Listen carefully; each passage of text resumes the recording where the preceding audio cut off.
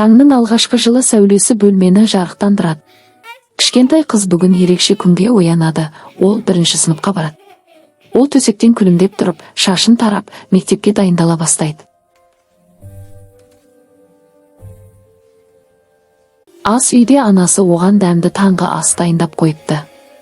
Үйдің ішін жайлы жылулық толтырып тұр.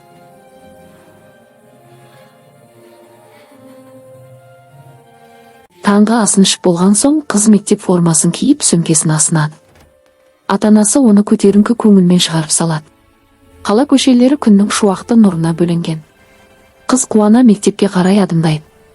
Мектеп ғимараты алыстан көрінгенде жүрегін толқу мен қуаныш сезімі билейді.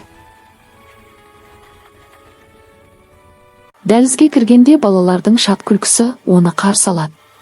Қыз сыныпқа барып өз партаға жайғасады. Мұғалім жылы жымиып жаңа оқу күнін бастайды. Қыз дәптеріне алғашқы әріптерін жазады, қолын сенімді қимылдатады. Балалар сабаққа белсенді қатысып қызығушылық танытып отыр.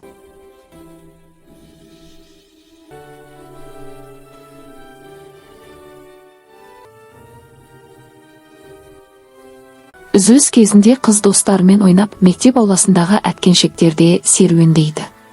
Түскі ас кезінде балалар асханада мәз-мейрам тамақтанады. Күннің екінші жартысында қыз сурет салып, қиялын қағаз бетіне түсіреді. Ол салған жарқын күн мен шағын үй оның көңіл күйінің айнасы сияқты.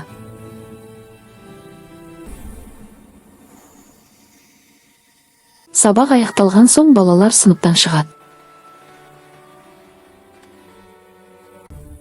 Қызды мектептен ата-анасы күтіп алады. Олар оны жылы құшақтап, бірге үйге қайтады.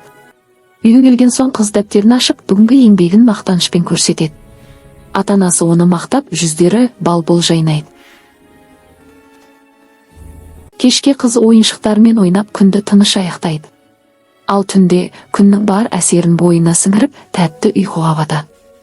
Бүгін оның жаңа өміріндегі алғашқы мектеп күні өтті. Ал алда білім мен қызыққа толы талай жарқын күндер күтіп тұр.